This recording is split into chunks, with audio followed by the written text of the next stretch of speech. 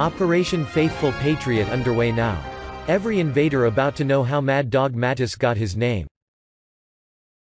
Thank God we have a president that is getting things done to stop this invasion coming to our border. From Fox News.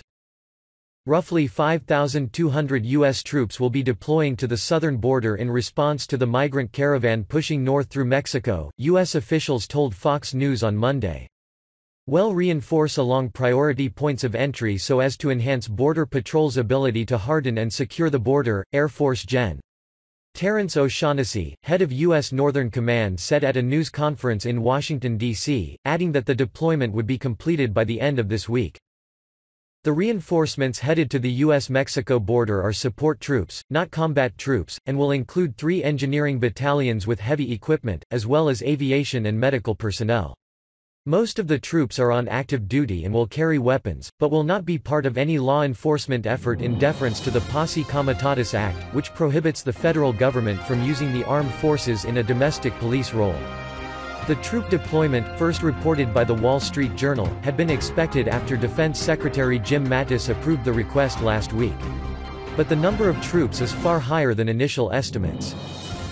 There are 3 planned staging areas in South Texas, Arizona and California, for what's now been dubbed Operation Faithful Patriot. The mission's U.S. ground commander is Army Lieutenant Gen. Jeffrey S. Buchanan, who was sent to Puerto Rico last year to lead Hurricane Maria relief efforts. The troops are coming from military posts including Fort Bragg, Joint Base Lewis McChord, Fort Stewart, Fort Campbell, Fort Riley and Fort Knox. The deployment includes 3 medium-lift helicopter companies with night vision equipment. O'Shaughnessy added that 22 miles of barbed wire already had been sent to the southern border and Air Force C-130s and other cargo planes would be used to deliver additional Border Patrol personnel. President Trump, meanwhile, has called for the caravan to turn back and warned its members that the military is waiting for you.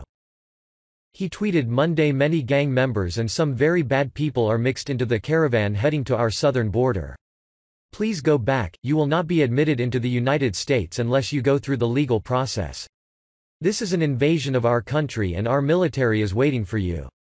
Real Donald Trump.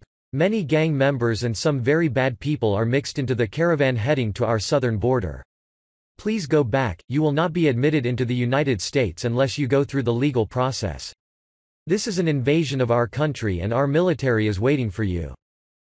There already are about 2,000 National Guard troops assisting at the border under a previous Pentagon arrangement.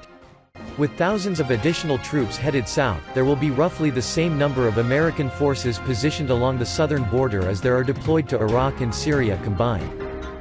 While troops are being deployed, White House officials are continuing to discuss possible executive or regulatory action to prevent people in the caravan from coming across the border. One idea under consideration is a measure that would only allow asylum claims to be made at a port of entry or border crossing. Under the idea, anyone who tried to make an asylum claim by crossing the border illegally would be deemed inadmissible, and their claim would be denied. The caravan of Central American migrants continues its journey north from southern Mexico, but is still roughly 1,000 miles away from the southern border with the U.S.